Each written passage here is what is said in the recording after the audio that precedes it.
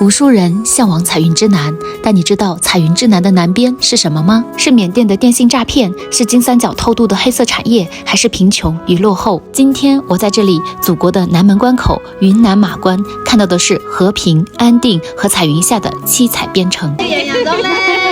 如果你有幸来到这里，一定要来看一看这里的茅坪国门。每周六，国门市集都会熙熙攘攘，来自中越两国的特产、土货和各民族服饰都会在这里交易。你可以用最实惠的价格淘到最新鲜的草药、瓜果、山野奇珍，还有国内已经很少见的民族老手工艺品。两个国家不同民族的人在这里友好贸易，在一声声叫卖中，在一双双讨生活的清澈眼眸中，在一次次恋恋不舍的挥手告别中，你能体验到恍如沈从文笔下被我们尘封已久的边城烟火。以前的茅坪国门是守护国境线寸土必争的主战场，今天它已经成为云南辐射东南亚的重要枢纽节点。打卡100年前的国门和100年后的国门，100米穿越100年，你会自信自豪祖国的强大。逛完茅坪，别忘了去离国境线不到1公里的英雄村罗家坪走一走。这里就是罗家坪，一个在边境线上守护着祖国南门的苗族村。这里曾是对越自卫反击战的主战场之一，共发生大小战斗16次。作为前沿阵地的第一村寨，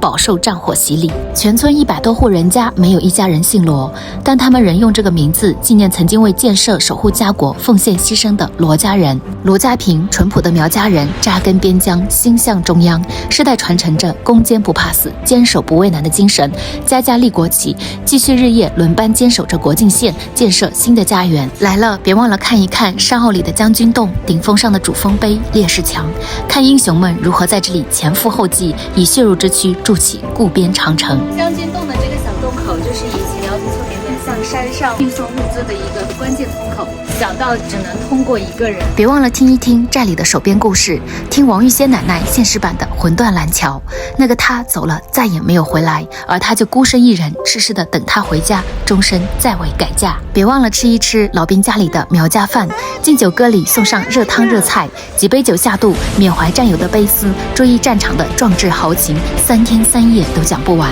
今天的罗家坪已经蜕变为中国少数民族特色村寨，拥军之前示范点，一面面旗帜飘扬着的是心底最安心的归宿，最温暖的传承，和彩云之下一定要相约去看一眼的那抹红。